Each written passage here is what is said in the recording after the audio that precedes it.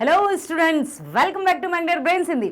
मैं लाली वर्मा एक बार फिर से मैग्नेट ब्रेन्स के हिंदी मीडियम चैनल पर आप सभी विद्यार्थियों का बहुत बहुत स्वागत करती हूं और साथ ही ये आशा भी करती हूं कि आप सभी स्वस्थ होंगे, खुश होंगे, प्रसन्नचित होकर अपने अपने कार्यों को कर रहे होंगे और साथ ही साथ एकदम एकाग्रचित होकर वीडियो देखने बैठ गए होंगे। जी हाँ प्यारे स्टूडेंट्स, मैग्नेट ब्रेन्स एक ऐसा प्लेटफॉर्म जो कक्षा 7वीं से 12वीं तक की ऑनलाइन एजुकेशन के साथ साथ सभी प्रकार की प्रतियोगी परीक्षाओं के वीडियोस भी 100% फ्री प्रोवाइड करता है, जिनमें शामिल है जैसे NTSC, olympiad, IIT, JEE, NEET, UPSC, bank, insurance, JAIIB, CAIIB, सभी प्रकार की प्रतियोगी परीक्षाओं के वीडियोस भी आप आपके फेवरेट चैनल पर एब्सोल्युटली फ्री देख सकते हैं। बिल्कुल सही सुना आपने, हम कभी भी किसी भी तरह के पेड सब्सक्रिप्शन की बात आपसे नहीं करेंगे। दिस इज आवर पक्का वाला प्रॉमिस। इसलिए कहीं भी किसी भी तरह से निराश या उदास होने की बिल्कुल भी आवश्यकता नहीं है। ये कदापि नहीं सोचना है कि यदि हम स्कूलिंग कंप्लीट कर लेंगे तो फिर हम प्रतियोगी परीक्षाओं के लिए कहाँ से तैयारी करेंगे, कहाँ से इतनी मोटी मोटी रकम लेकर आएंगे, तब कहीं जाकर बेस्ट एजुकेशन हमें प्राप्त होगी। सो अब बिल्कुल चिंता मत कीजिए, हो जाइए बेफिक्र, क्योंकि मैग्नेट ब्रेन्स है ना जो आपको 100% शिक्षा मुफ्त प्रोवाइड कर रहा है और करता रहेगा। ठीक है, आइए तो चलते हैं इस वीडियो की तरफ। इस वीडियो में आज आप देखने वाले हैं आपकी पाठ्य पुस्तक गोधूलि का पाठ 10। नाम क्या है? नाम है मछली। जी हाँ, बचपन से ही हम एक कविता सुनते आ रहे हैं, बताओ सबको याद है ना? कैसे सुनते हैं? मछली जल की रानी है, जीवन उसका पानी है, हाथ लगाओ डर जाएगी, बाहर निकालो मर जाएगी। ये पोयम जो है ना, आज भी जिस भी बच्चे से पूछो कि बताओ कौन सी पोयम आती है, कोई सी पोयम आती है, तो वो ये जरूर सुनाता है। अर्थात हम सबको मछली और मछली से संबंधित जो भी पोयम है, या हम सब जानते हैं कि कितनी प्यारी होती है, जो दिन रात, पहले पता है मैं भी क्या कहती थी कि मछली सोती क्यों नहीं है, आँख खोले रहती है, तो पता चला कि आँख खोल के सोती है। एक और बात पता चली कि जब मछली मर जाती है तो उसकी जो आंखों की पुतली में हमारी छवि या हमारी इमेज नहीं दिखाई देती है, जबकि जिंदा मछली की आंख में हम दिखाई देते हैं, ऐसा कुछ भी कहा जाता है। तो ये अभी और अच्छे से देख लेंगे हम इस पाठ में, क्योंकि ये जो पाठ है उसमें विनोद कुमार शुक्ल जी ने बड़े ही अच्छे तरीके से ये बताया है कि मछली का जीवन किस तरह का रहता है। और जिस तरह से घर में यदि देखा जाए तो घर में आप मतलब मैक्सिमम सभी आजकल मछलियों का जो फिश पॉट या फिश एक्वेरियम बनाकर रखते हैं, जहाँ पर रंग बिरंगी मछलियों को पालते हैं। साथ ही साथ नदियों में, तालाबों में मछलियाँ उछलती कूदती नजर आती हैं। और दूसरी तरफ यदि देखा जाए तो मछली आहार या भोजन भी है। तो सबका अपना अपना है नज़रिया। बस ये है कि मैं अपना बता दूं तो मैं प्योर वेजिटेरियन हूँ, ठीक है। तो मुझे इस तरह से मतलब कि वो थोड़ा ऐसा नहीं है कि जो नॉन वेजिटेरियन है मैं उनसे नफरत करती हूँ या चिढ़ती हूँ। सबका अपना अपना रुझान है, सबका अपना अपना तरीका है। तो इसी के बारे में आज हम मछली की कहानी पढ़ेंगे। अभी तक हमने मछली की पोयम पढ़ी थी, सुनी थी, जो आप सबको भी आती होगी। आज हम पढ़ेंगे मछली की कहानी विनोद कुमार जी की जुबानी। तो आइए सबसे पहले हम चलते हैं लेखक परिचय की ओर। तो आइए एक बार फिर से आप सभी प्यारे प्यारे स्टूडेंट्स का वेलकम।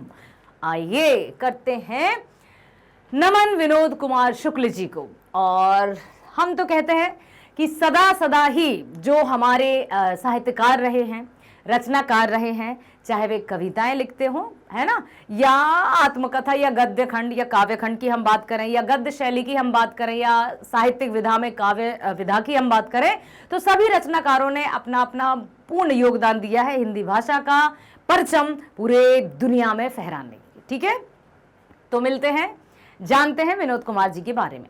विनोद कुमार शुक्ल जी का जन्म 1 जनवरी सन 1937 ईस्वी को राजनांदगांव छत्तीसगढ़ में हुआ। इन्होंने वृत्ति के रूप में प्राध्यापन को अपनाया। प्राध्यापन समझते हैं? अध्यापन स्कूल में किया जाता है, प्राध्यापन कॉलेज में किया जाता है, प्रोफेसर। ठीक है, वे इंदिरा गांधी कृषि विश्वविद्यालय में एसोसिएट प्रोफेसर थे।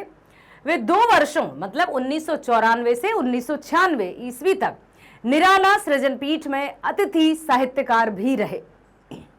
उनका पहला कविता संग्रह लगभग जय हिंद पहचान सीरीज के अंतर्गत 1971 में प्रकाशित हुआ। साथ ही साथ उनके अन्य कविता संग्रह भी हैं। कविता संग्रह का मतलब समझते हो आप, जिसमें बहुत सारी कविताएं कलेक्ट हों, संग्रह मतलब एकत्रित हों, ठीक है।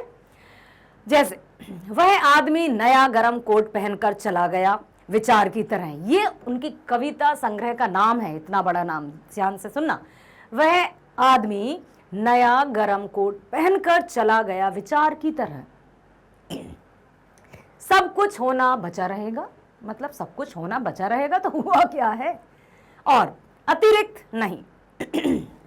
उनके 3 उपन्यास नौकर की कमीज, खिलेगा तो देखेंगे और दीवार में एक खिड़की रहती थी दीवार में एक खिड़की रहती थी तथा 2 कहानी संग्रह हैं, पेड़ पर कमरा। जस्ट इमेजिन, पेड़ पर कमरा, पेड़ पर कमरा देखा है। और साथ ही साथ महाविद्यालय भी प्रकाशित हो चुके हैं। तो यहां पर आप देखिए, कविता संग्रह में वह आदमी नया गरम कोट पहनकर चला गया विचार की तरह, सब कुछ होना बचा रहेगा, अतिरिक्त नहीं। उनके 3 उपन्यास नौकर की कमीज, खिलेंगे तो देखेंगे और दीवार में एक खिड़की रहती थी, ये कहानी संग्रह है। और पेड़ पर कमरा और महाविद्यालय भी प्रकाशित हो चुके हैं। उनके उपन्यासों का कई भारतीय भाषाओं में अनुवाद हो चुका है। भारतीय भाषाएं पता है ना आपको कौन कौन सी हैं? देखिए, हिंदी से ही हम शुरू करें। हिंदी, भोजपुरी ये बोलियां हैं, बिहारी, मराठी, गुजराती, कन्नड़, तमिल, तेलुगु, कितनी सारी बोलियां हैं, ठीक है। तो उनके उपन्यास कई भारतीय भाषाओं में अनुवाद भी हो चुके हैं। इतालवी भाषा में उनकी कविताओं एवं एक कहानी संग्रह पेड़ पर कमरा का अनुवाद हुआ है। नौकर की कमीज उपन्यास पर मणि कौल द्वारा फिल्म का भी निर्माण हुआ है। उनका जो उपन्यास है नौकर की कमीज, उस पर फिल्म भी बनाई जा चुकी है। विनोद कुमार शुक्ल जी को 1992 में रघुवीर सहाय स्मृति पुरस्कार, सन 1997 में दयावती मोदी कवि शेखर सम्मान और 1990 में साहित्य अकादमी पुरस्कार प्राप्त हो चुके हैं। इतने कह सकते हैं कि देखिए, कविताएं लिखी, कहानियां लिखी, उपन्यास लिखे और साथ ही साथ बहुत सारे उनकी जो उपन्यास थे या कहानियां थी, उनकी जो फिल्म भी बनी और साथ ही साथ कई अन्य भारतीय भाषाओं में उनका अनुवाद भी हुआ। अर्थात घर घर में या हर घर में उनकी कविताएं प्रचलित हैं या उनकी रचनाएं प्रसिद्ध हैं, इसीलिए तो उनको कई तरह के पुरस्कार भी प्राप्त हुए। तो आज हम उन्हीं के द्वारा रचित पाठ है जो मछली, उसका वाचन करने वाले हैं, अर्थात उनके अपने अनुभव जानने वाले हैं। क्योंकि इस पाठ में उन्होंने कोई ऐसा नहीं कि एक कहानी लिखी हो कि अरे एक थे राजा एक था रानी, मतलब एक था राजा एक थी रानी, दोनों मर गए, खत्म कहानी, इस तरह की बात नहीं है। उन्होंने यहाँ पर अपने अनुभवों को साझा किया है हमारे साथ, तो वही देखेंगे इस पाठ में। अब आगे है, 20वीं सदी के 7वें 8वें दशक में विनोद कुमार शुक्ल एक कवि के रूप में सामने आए। 20वीं सदी के 7वें 8वें दशक में अब वो किस तरह से आए? कवि के रूप में। कुछ ही समय बाद उसी दौर में उनकी दो एक कहानियां भी सामने आ गई। पहले तो सबको लगा अरे वाह, विनोद कुमार शुक्ल जी कवि हैं, कविताओं की रचनाएं करते हैं। फिर उसी समय उसी दौर में एक कहानियां भी सामने आ गई, तो सबको लगा अरे वाह, कवि भी हैं, कहानियां भी लिखते हैं।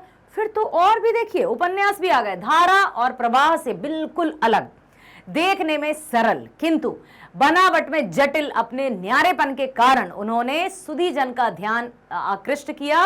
यह खूबी भाषा या तकनीक पर निर्भर नहीं थी, इसकी जड़ें संवेदना और अनुभूति में थीं, और यह भी भीतर से पैदा हुई खासियत थी। तब से लेकर आज तक वह अद्वितीय मौलिकता अधिक स्फुट, विपुल और बहुमुखी होकर उनकी कविता, उपन्यास और कहानियों में उजागर होती आई है। समझ में आया कि यहाँ पर पहले कवि के रूप में सामने आए, फिर कहानीकार के रूप में सामने आए। उसके बाद उनकी जो कहानियां रहती थी, उनकी जो कविता रहती थी, वो धारा प्रवाह, फ्लुएंट एकदम, कहते ना, अरे भाई वो तो ऐसे धारा प्रवाह बोलते हैं कि बस सुनते ही चले जाओ, घंटों सुनते रहो, बोरियत हमें नहीं लगती है। समझ रहे हो ना मैं क्या कह रही हूँ? I am trying to just कि आपको अच्छे से समझा सकूं, ताकि आपको किसी भी तरह की समस्या या परेशानी ना हो, ठीक है। यहाँ पर बात की जा रही है कि उन्होंने क्या लिखा है यहाँ पर, धारा प्रवाह से बिल्कुल अलग, देखने में जो सरल, मतलब उनकी रचनाएं देखने में सरल किंतु बनावट में जटिल, कठिन टाइप, अपने न्यारेपन के कारण। आप न्यारापन समझते हो, अनोखा, एक्सेप्शनल, एकदम सबसे असाधारण। साधारण मतलब सिंपल सभी की तरह, लेकिन असाधारण मतलब जो यूनिक हो, ठीक है। उन्होंने सभी जन का ध्यान आकृष्ट किया। यह खूबी भाषा या तकनीक पर निर्भर नहीं थी, इसकी जड़ें संवेदना और अनुभूति में थी।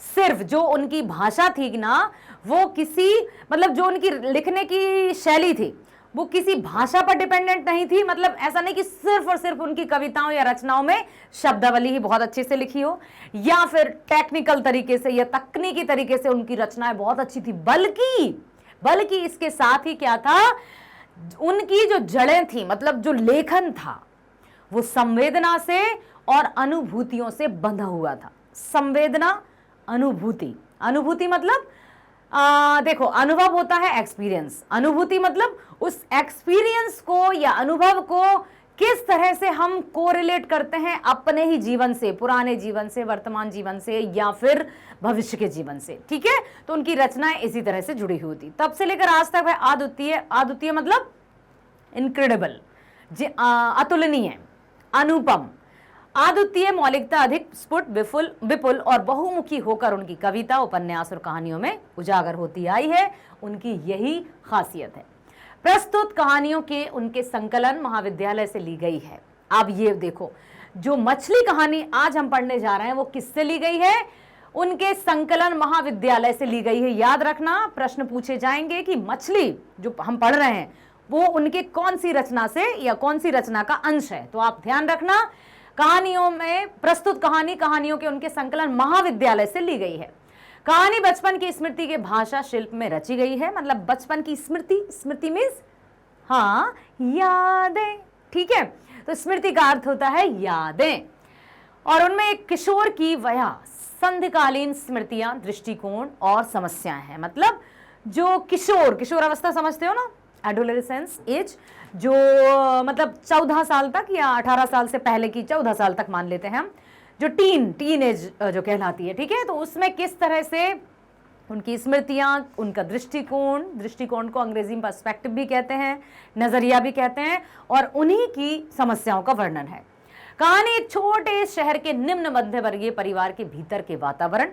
अब ये कहानी किस पर आधारित है, निम्न मध्य वर्गीय मतलब लोअर मिडिल क्लास का एक परिवार है, उसी का एक अंदर का पारिवारिक माहौल किस तरह का है, वातावरण किस तरह से, जीवन यथार्थ, जीवन के साथ जुड़ा है यथार्थ। और यथार्थ शब्द का आप हमेशा याद रखना, यथार्थ का अर्थ होता है वास्तविकता।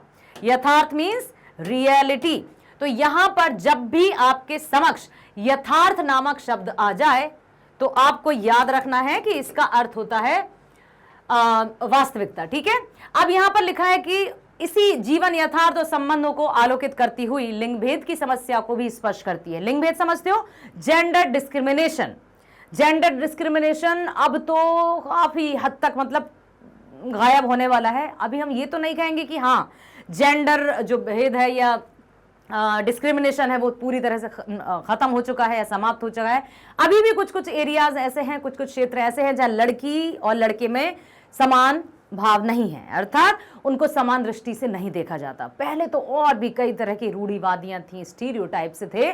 तब मुश्किल से लड़कियों को जो गांव में विद्यालय होता था वहां तो पढ़ने जा सकती थी लड़कियां, लेकिन यदि मान लो 5वीं तक विद्यालय है तो वहां 5वीं तक पढ़ पाती थी। उसके बाद यदि कहीं दूर विद्यालय है तो लड़कियों को शिक्षा की भी अनुमति नहीं थी। ये भी कुछ वर्ष पहले की मैं बात बताऊं, और उससे पहले तो स्त्रियों को शिक्षा से वंचित रखा जाता था। लेकिन यदि पौराणिक कथाओं की बात की जाए, एक बार और इसी तरह का एक चैप्टर हम पढ़ेंगे या डिस्कस हुआ था कि कहा जाता है कि पहले स्त्रियां अनपढ़ हुआ करती थी, लेकिन उसी का महावीर प्रसाद द्विवेदी जी, हिंदी साहित्यकार, उन्होंने खंडन किया था कि नो, पहले की स्त्रियां अनपढ़ नहीं थी, अशिक्षित नहीं थी, क्योंकि वेद पुराणों में यदि अभी देखा जाए तो सुभद्रा है ना, और भी कई स्त्रियों के जो लेख हैं वो साफ साफ नजर आते हैं कि उन्होंने किस तरह, शकुंतला, दुष्यंत, की कहानी कि शकुंतला ने किस तरह से दुष्यंत को तर्क सहित वाक्य कहे थे। वो क्या कोई अनपढ़ या अशिक्षित स्त्री बोल सकती है?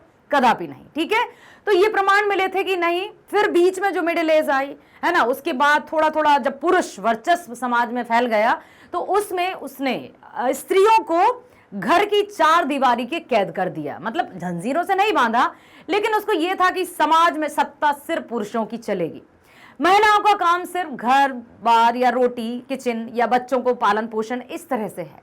ठीक है, फिर हुआ धीरे धीरे, इसलिए यहां लिखा है जीवन यथार्थ और संबंधों को आलोकित करती है, जीवन की सत्यता और वहां की लिंग भेद समस्या मतलब जेंडर डिस्क्रिमिनेशन को भी स्पष्ट करती है। ठीक है, घटनाएं, जीवन प्रसंग आदि के विवरण एक बच्चे की आंखों देखे हुए और उसी के मित कथन से उपजी सादी भाषा में है। मतलब एक बच्चे की भाषा किस तरह से हो सकती है उसी का वर्णन किया है। कहानी का समन्वित प्रभाव गहरा और संवेदनात्मक है। कहानी अपनी प्रतीकात्मकता के कारण मन पर एक स्थायी प्रभाव छोड़ती है। प्रतीकात्मकता मतलब समझते हो? सिंबॉलिक। मतलब उन्होंने इतने अच्छे उपमान दिए हैं, इतने अच्छे प्रतीक दिए हैं, इतने अच्छे सिंबल्स दिए हैं जिनके माध्यम से हमें कहानी को समझने में आसानी होती है। अब देखिए यहां पर पहला जो स्क्रीन मतलब पहली जो फर्स्ट इमेज थी उसमें हमने देखा मछलियां बहुत अच्छे से खेल रही हैं मतलब क्रीड़ा कर रही हैं या जल के अंदर थी, तालाब जल या किसी एक्वेरियम में थी। ठीक है, अब यहां पर आप देखिए मृत हैं और वहीं पर भोजन के लिए एकदम तैयार रखी हुई हैं। वहां पर आप मिर्च देख सकते हैं, लहसुन देख सकते हैं, है ना, खड़ी धनिया देख सकते हैं। तो ये आहार बना लिया गया है। अब यदि मैं एक बात और बताना चाहूंगी कि पूरी तरह से जैसे मांसाहारी या शाकाहारी की मैं बात करूं तो पूरी तरह से जो मांसाहारी हम ये नहीं कह सकते कि अरे कैसे हो जाता है। आदि मानव को देखिए, आदि मानव मतलब हम ही तो थे, हम ही मतलब मनुष्य ही तो थे जो सदियों पहले जंगलों में रहते थे। किसी भी उसका आविष्कार नहीं हुआ था। जब पता नहीं था कि और क्या क्या खाया जा सकता है तो वो तो जानवरों का कच्चा मांस भी खाते थे। लेकिन यदि देखा जाए तो green India, go India, vegan, vegan, है ना, मतलब कि प्योर वेजिटेरियन, ये भी बात चल दी जाती है। तो मतलब हमें ये है कि शुद्ध प्रवृत्ति या मानसिक रूप से या शारीरिक रूप से या आध्यात्मिक रूप से मैं तो वही बात करूंगी कि भाई हमें शुद्ध शाकाहारी रहना चाहिए। बाकी आपके घर परिवार में जिस तरह से भी भोजन किया जाता है मैं उसकी भी निंदा नहीं करती हूँ और ना ही करूंगी, और ना ही मुझे इस तरह से कि अरे ये ऐसा क्यों करते हैं, कोई घृणा कोई नफरत नहीं होती है, बस अपने अपनी रुचि है। और बाकी सब ये भी कहा जाता है कि भाई जब भोजन करने के लिए या पेट भरने के लिए अन्य साधन हैं, बहुत अच्छे अच्छे स्वादिष्ट साधन हैं जो शाकाहारी के अंतर्गत आते हैं, तो फिर हम मांसाहार की ओर क्यों जाएं। ये डिपेंड करता है हमारे परिवार के माहौल पर। अब मैं क्या कर रही हूं ये सिर्फ मेरा निर्णय नहीं है। मेरा जहां जन्म हुआ, जो परिवार मेरा है ना, माता पिता की बात कर रही हूं, वहां ऐसा ही माहौल था, तो मेरी जो प्रवृत्ति है या मेरी जो मानसिकता है वो उस तरह की हो गई। यदि आपकी मैं बात करूं, कोई मांसाहारी होंगे, कोई शाकाहारी भी होंगे, तो उन पर भी उनके परिवार का ही प्रभाव पड़ा कि जो जैसा देखते हैं उसी तरह का उनका रवैया हो जाता है, उसी तरह की उनकी मानसिक प्रवृत्ति हो जाती है, उसी तरह का उनकी सोच और विचार हो जाते हैं। तभी तो कहते हैं कि हम जो है ना, मैं, यदि मैं की बात करूं तो मैं कुछ भी नहीं, हमारी पहचान हम सबसे होती है। सबसे पहले नाम, फिर सरनेम, फिर हम कहाँ रहते हैं, क्या करते हैं, फिर यदि ये हो गई तो फिर ऑल ओवर यदि देखा जाए वर्ल्ड की हम बात करें तो हम भारतीय हैं, ये हमारी पहचान हो जाती है। अर्थात एक व्यक्ति की पहचान सिर्फ उससे नहीं होती है।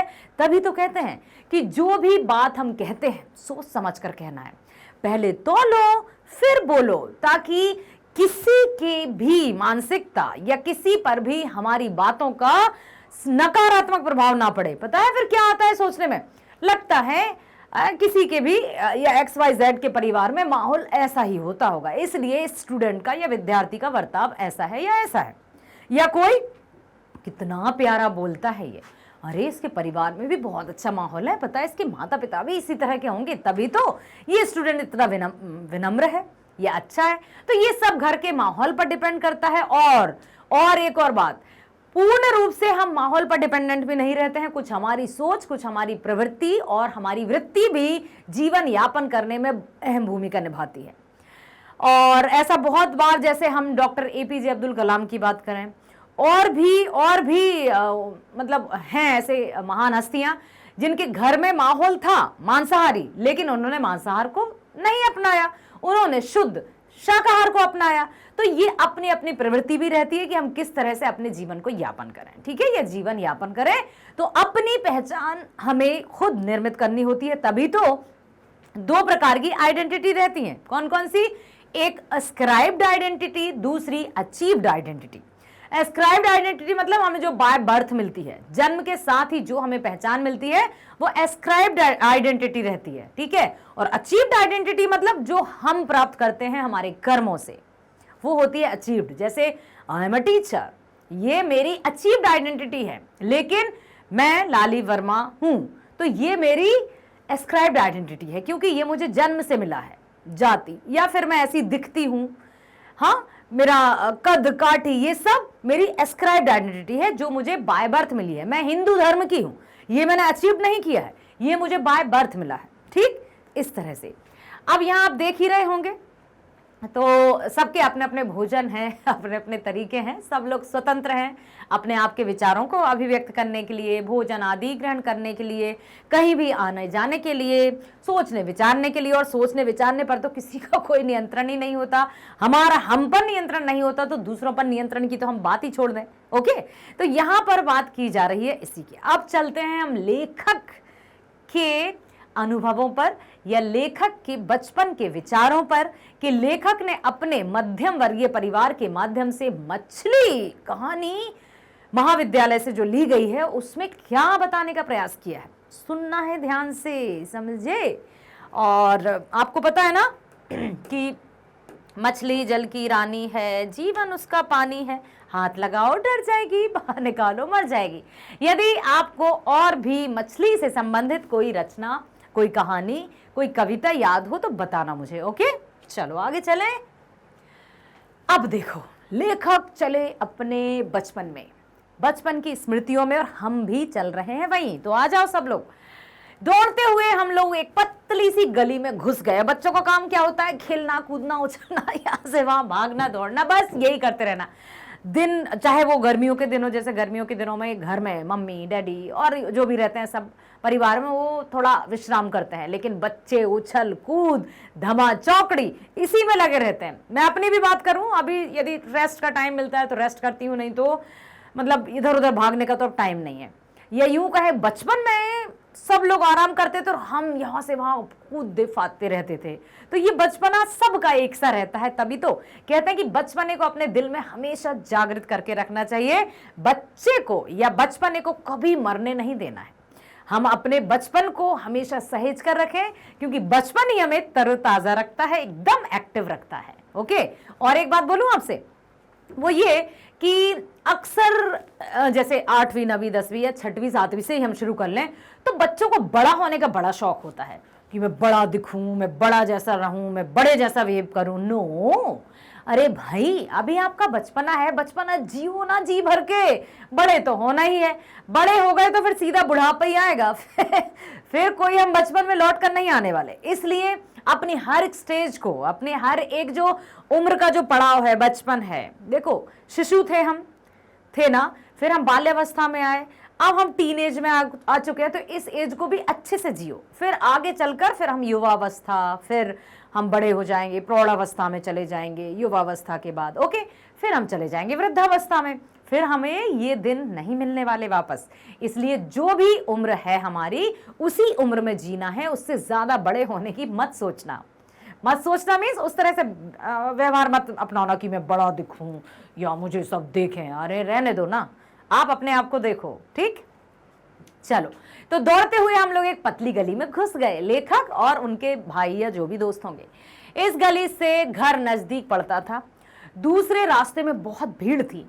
बाजार का दिन था, लेकिन बूंदें पड़ने से भीड़ के बिखराव में तेजी आ गई थी। बूंदें पड़ रही, बारिश होने वाली है, तो जो बाजार था उसमें जल्दी जल्दी हड़कम समझ नहीं जाता कि अरे जल्दी खरीदो, फिर घर जाना है, नहीं तो बारिश स्टार्ट हो जाएगी। हाँ, बाजार का दिन था। अब क्या हुआ, दौड़ इसलिए रहे थे कि डर लगता था कि मछलियां बिना पानी के झोले में ही ना मर जाएं। अब बाजार से उन्होंने खरीदी मछलियां और उनको रख लिया झोले में। अब देख रहे थे कि ऐसा ना हो बिना पानी के बच्चे हैं, बच्चों को जीवित वस्तुएं मतलब बहुत अच्छे से लगते हैं और वो बिल्कुल नहीं चाहते कि कोई भी जीवित जो प्राणी है वो मर जाए। तो अब वो बड़े डर रहे। तो झोले में 3 मछलियां थी, एक तो उसी वक्त मर गई थी जब पिताजी खरीद रहे थे, वो जिंदा थी। झोले में उनकी तड़प के झटके में जब तब महसूस करता था। मन ही मन सोच रहा था कि एक मछली पिताजी से जरूर मांग लेंगे। सोचते कि पिताजी ने 3 मछली खरीदी हैं तो एक हम मांग लेंगे और उसको सुरक्षित कहीं पानी में डाल देंगे, फिर उसे कुएं में डालकर बहुत बड़ी करेंगे। जब मन होगा बाल्टी में निकालकर खेलेंगे, कुएं में डाल देंगे, जब कभी मन होगा तो उसको खेलेंगे बाल्टी में डालकर, लेकिन मरने नहीं देंगे। बाद में फिर कुएं में डाल देंगे। अब जोर से पानी गिरने लगा। अभी पानी की बूंद बूंद आ रही थी, लेकिन अब पानी बरसने लगा। बरसते पानी में खड़े होकर झोले का मुंह आकाश की तरफ फैलाकर मैंने खोल दिया ताकि आकाश का पानी झोले के अंदर पड़ी मछलियों पर पड़े और वे जीवित बनी रहें, मरे नहीं। ये है बाल मन, ये है पवित्र मन, ये है एकदम निश्चल मन जो बच्चों का होता है। पानी के छींट पाकर कहीं आसपास किसी तालाब या नदी का अंदाज कर जोर से मछली उछली। पता है क्या हुआ? जैसे ही झोले में बारिश की बूंदें पड़ी तो मछली को क्या लगा कि हाँ वहां बारिश होने लगी, फील तो सबको होता है। तो वो जोर से उछली, झोला मेरे हाथ से छूटते छूटते बचा। नहान घर के बाल्टी में मैंने झोले की 3 मछलियां उड़ेल दी। आप जैसे ही घर पहुंचे, नहान घर मतलब वॉशरूम जो रहता है, ठीक है, उसमें बाल्टी में उन्होंने 3 मछलियां उड़ेल दी। अगर बाल्टी भरी होती तो मछली उछलकर नीचे आ जाती। एक बार एक छोटी सी मछली मेरे हाथ से फिसलकर नहान घर की नाली में घुस गई। अब खेल रहे थे हम लेखा उस बाल्टी में पड़ी हुई मछलियों से खेल रहे थे। तो एक बार क्या हुआ, जो सबसे छोटू सी मछली थी वो मेरे हाथ से उछलकर नहान घर की कहाँ चली गई? नाली में घुस गई। ओह, आप क्या करें? बताओ क्या किया होगा, जल्दी बताओ। उसको उसके हाल पर छोड़ दिया होगा क्या? मान लो यदि लेखक आप होते और एक मछली चुपचाप से झपट कर जैसे भी है वो नाली में चली जाती, तो क्या करते आप? वहां जाते जहां से नाली का पानी निकलता है, वहां जाते। देखो लेखक भी वहीं गए। हाथों से मैंने और संतू ने टटोल कर ढूंढा। जब नहीं दिखी तो हम घर के पीछे जाकर खड़े हो गए जहां घर की नाली एक बड़ी नाली से मिलती थी। और फिर क्या हुआ, अब जो नाली का पानी हो गया तो गंदा पानी था, तो कहीं भी मछली दिखी ही नहीं कि आखिर गई कहाँ। सोच विचार रहे, वो बड़े पछतावा भी हो रहा कि अब कहाँ गई मछली बेचारी। संतू मछलियों की तरफ प्यार से देखता था, वह मछलियों को छू कर देखना चाहता था लेकिन डरता भी था। बाल्टी के थोड़ा और पास खिसक कर एक मछली को पकड़ते हुए मैंने कहा, संतू तू भी छू कर देखना।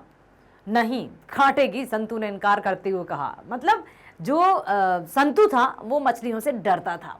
मतलब डरने इन द सेंस कि किसी को नहीं लगता जैसे नहीं छू सकते, अजीब सा लगता है, कहीं चुभ ना जाए, कहीं काट ना ले, इस तरह का जो डर था।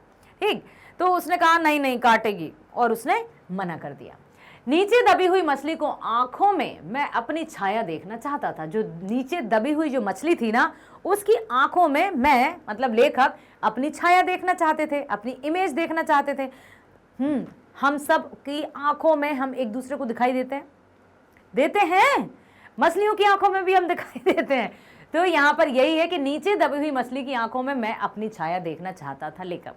दीदी कहती थी कि जो मछली मर जाती है उसकी आंखों में झांकने से अपनी परछाई नहीं दिखती। तो वो ये पता करना चाहते थे लेखक कि वो मछली जीवित है या मर गई है, इसलिए आंखों में उसकी में झांक रहे थे कि मैं दिखाई देता हूं या नहीं। यदि दे गया मतलब जीवित है, यदि नहीं दिया मतलब मछली मर चुकी है। माँ कहाँ है? उस तरफ मसाला पीस रही है। मेरा दिल बैठ गया। अच्छा, मछली का मसाला आज ही बनेगी। दुख से मैंने कहा, भैया मछली अभी कट जाएगी। भोलेपन से संतू ने पूछा, हाँ। फिर संतू भी उदास हो गया। माँ को घर में मछली गोश्त बनाना अच्छा नहीं लगता था।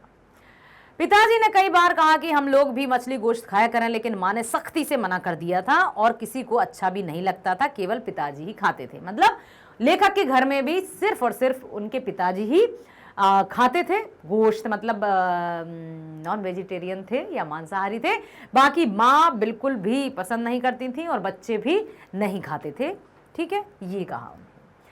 भग्गू को जैसे मालूम था कि मछलियां नहान घर में हैं। आते ही वह अंगोछे में 3 मछलियां निकाल लाया। कुएं में मछली पालने का उत्साह बुझ सा गया। कमरे में जाकर देखा तो सच में दीदी करवट लिए लेटी थी। संतू को मैंने इशारे से बुलाया, इधर आ जल्दी देख, इधर आ मछली वाला पार्ट पड़ रहा है और दूसरी जगह ध्यान मत लगाना, तुमसे कह रही हूँ भाई, इधर उधर मत देखो, इधर आओ। ठीक है, तो इसी तरह से उन्होंने जाकर देखा और इशारे से बुलाया कि भाई भी गीले कपड़े बदल ले, शायद कुछ आहट हुई होगी। दीदी ने पलटकर हमें देख लिया। वो सोच रहे थे हम भीगे हैं, चुपचाप दीदी सोई हुई है, हम जाएंगे और चुपचाप दबे पांव जाएंगे और दीदी को भनक भी नहीं होगी कि हम भीगे हुए हैं। लेकिन हुआ क्या कि शायद कुछ आहट हुई होगी और दीदी ने पलटकर हमें देखा। गीले कपड़ों में देखकर दीदी बहुत नाराज हुई, फिर प्यार से समझाया। संतू को दीदी ने खुद अपने हाथों से जाने क्यों बहुत अच्छे अच्छे कपड़े पहनाए। मैं घर के धोए कपड़े पहन ही रहा था तो दीदी ने कहा कि धोबी के धुले हुए कपड़े पहन लूं। फिर दीदी ने पेटी से, पेटी मतलब समझते हो जिसमें कपड़े रखते हैं, संदूक जी भी कहते हैं, सूटकेस भी कहते हैं, या जिसमें भी वस्त्र रखे जाते हैं, उसमें से फिर दीदी ने मेरे लिए कपड़े निकाल लिए। संतू के बड़े बड़े बाल थे इसलिए अभी तक गीले थे। दीदी ने संतू के बालों को टॉवेल से पोंछकर उनमें तेल लगाए। बाएं हाथ से संतू की टुड्डी पकड़कर दीदी ने उसके बाल संवारे। जब छोटे बच्चों के बाल संभाले जाते तो ऐसे करके ऐसे कंघी की जाती है ना, हैव यू सीन? क्या आपके घर में छोटे भाई बहन है? क्या आपकी दीदी या भैया है? खास तौर से दीदी की बात हम कर रहे हैं। दीदी हमें बहुत प्यार से तैयार करती है, सीरियसली। मैं भी अपने घर में सबसे छोटी थी, मेरे 2 बड़े भाई हैं और उसके बाद 2 दीदियां हैं, उसके बाद मैं हूँ। तो मुझे बड़ा लाड़ स्नेह प्यार मिला। दीदी, बहुत बड़ी वाली दीदी, मुझे बहुत स्नेह और हमेशा सजाती थी, तैयार करती थी। और मेरे दोनों जो भाई हैं बड़े, वो बचपन से ही मुझे, यदि 5वीं क्लास से पहले की मैं बात करूं तो बहुत अच्छे से तैयार मैयार करके, भैया भी कंघी करते थे मेरी और अपनी उंगली पकड़कर कहीं ना कहीं घुमाने ले जाया करते थे गाँव में। तो ये बचपन के जो दिन है ना, बहुत अच्छे रहते हैं। तो वैसे ही लेखक की दीदी ने भी उनको तैयार किया। दीदी ने संतू के बालों को टॉवेल से पोंछकर उनमें तेल लगाया। बाएं हाथ से संतू की टुड्डी पकड़कर दीदी ने उसके बाल संवार दिए। जब दीदी संतू के बाल संवार रही थी तो संतू अपनी बड़ी बड़ी आंखों से दीदी को टक टकी बांधे देख रहा था। ऐसे देखे जा रहा था, ऐसे देखे जा रहा था। क्यों? सभी कहते थे कि दीदी बहुत सुंदर है। भग्गू मछली काट रहा था। संतू एक मछली अंगोछे से उठाकर बाहर की तरफ सरपट भागा। भग्गू भी मछली काटना छोड़कर अरे अरे अरे अरे ओए कहाँ जा रहा है, इस तरह से कहता हुआ उसके पीछे पीछे भागा। वह वहीं खड़ा रहा। पाटे में राख से पिसी हुई, सिर कटी हुई मछली पड़ी थी। बाड़े की तरफ आकर मैंने देखा कि कुएं के पास जमीन पर संतू जानबूझकर पट पड़ा था। दोनों हाथों से मछली को अपने पेट के पास छुपाए हुए था। भग्गू मछली छीनने की कोशिश कर रहा था। शायद उसे डर था कि संतू मछली कुएं में डाल देगा तो पिताजी से उसे डांट पड़ेगी, क्योंकि पिताजी तो बाजार से लेकर आए थे। मैंने सुना कि अंदर की तरफ पिताजी के जोर जोर से चिल्लाने की आवाज आ रही थी। संतू सहमा सहमा चुपचाप खड़ा था। कीचड़ से उसके साफ अच्छे कपड़े बिल्कुल खराब हो गए थे। बाल जिसे दीदी ने प्यार से संवारा था उसमें भी मिट्टी लगी हुई थी। मतलब जो वो बच्चा था, नन्हा सा बच्चा था, वो मछली को बचाना चाहता था। वो नहीं चाहता था कि ये जो मछली है उसको आज बिल्कुल उसका जीवन अंत हो जाए। वो चाहता था कि मछली को बचा लें, जैसे कि बच्चे हमेशा करते हैं। हमेशा छोटी छोटी चीज़, चाहे वो चींटी ही हो, चाहे झींगुर हो या चूहे हो, छोटे छोटे चूहे के बच्चे देखे आपने? पता है ऐसे पूरे लाल लाल रहते हैं। और एक बार क्या हुआ था, एक छोटे से चूहा का बच्चा, क्या पता कहाँ दिखा था, तो वो अचानक से मर गया था।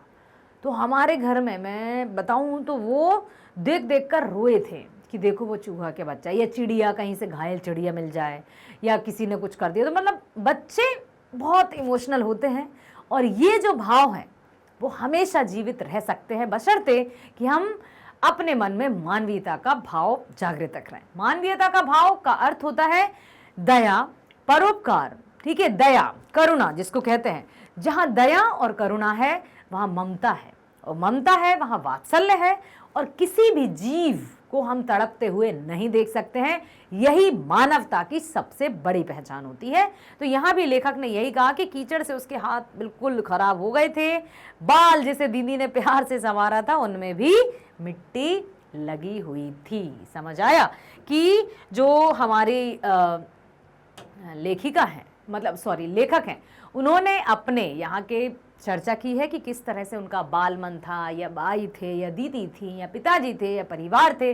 उसी घर का, उसी परिवार का माहौल या चित्रण उन्होंने बिल्कुल साफ साफ शब्दों में किया है अपनी कहानी के माध्यम से, और यही बताया है कि बच्चे पर अपने परिवार का प्रभाव तो पड़ता है, लेकिन यहाँ पर देखो, बाबूजी मछली खाते थे, मांस खाते थे, माँ नहीं खाती थी, तो बच्चों को भी पसंद नहीं था। तो ऐसा नहीं है कि जो घर में होता है वही हमें करना है, कुछ हमारे सिद्धांत भी होते हैं।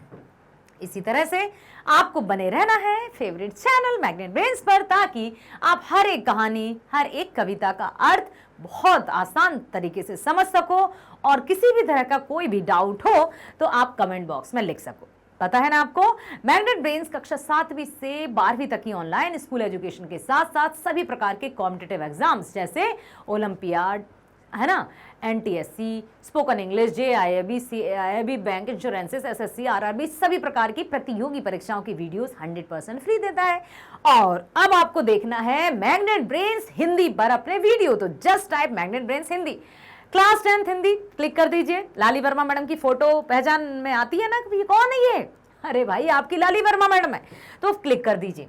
अब क्लिक करने के बाद आप क्या देखना चाहते हैं? क्या आपको पाठ्यक्रम देखना है, या किसी चैप्टर की कहानियां पढ़ना है, जो भी समझना है। जैसे सबसे पहले आपको पाठ्यक्रम देखना चाहिए, आपका सिलेबस देखना चाहिए कि 10वीं में कितने पाठ हैं, कौन कौन से पाठों में क्या क्या दिया है।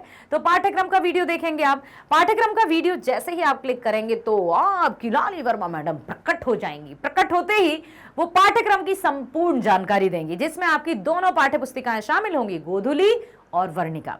आपको ये बताएंगी कि गोधुली में कितने चैप्टर्स हैं, गद्य खंड में कितने चैप्टर्स हैं, आई थिंक 12, काव्य खंड में कितने चैप्टर्स हैं, 12, गद्य खंड की एक एक कहानी या एक एक जो भी चरित्र चित्रण या जो भी है उसके अंदर, उसकी संपूर्ण विवरण भी दिया जाएगा। साथ ही साथ काव्य खंड में भी जो भी कविताएं दी हैं, जो भी मतलब वार्तालाप या कवि महोदय के द्वारा जो चर्चा की गई है, उनका इंट्रोडक्शन भी दिया जाएगा। साथ ही साथ आपकी जो सप्लीमेंट्री रीडर है, एक और पूरा पुस्तिका जिसको बोलते हैं वर्णिका, उसमें जितने चैप्टर्स हैं उनकी भी संपूर्ण जानकारी अर्थात उनका इंट्रोडक्शन दिया जाएगा।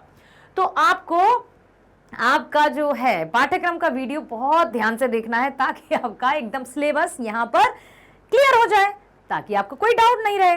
तो ध्यान से देखना है, बहुत अच्छे से देखना है, समझना है।